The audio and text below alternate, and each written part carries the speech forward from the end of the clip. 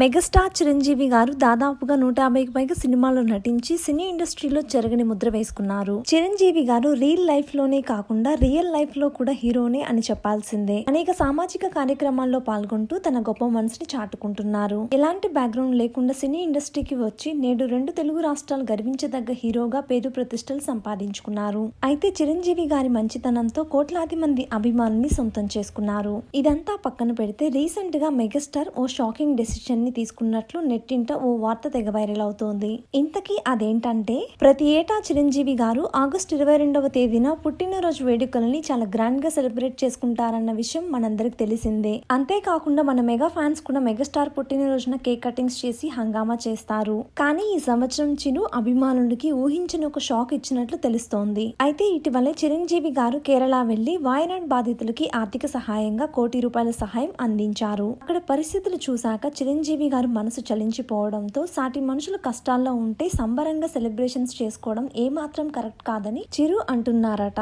దీంతో ఈ ఏడాది మెగాస్టార్ బర్త్డే కి ఫ్యాన్స్ ఎటువంటి హడావుడి చేయొద్దని కోరారట. అలాగే రక్తదాన శిబిరాలకి అన్నదానం చేయాలని చెప్పారట. చిరంజీవి నిర్ణయానికి అభిమానులు నిరాశ చెందగా, అయితే మరోవైపు గొప్పగా ఆలోచించారని అభిమానులంతా చిరంజీవి గారిని ప్రశంసిస్తున్నారు.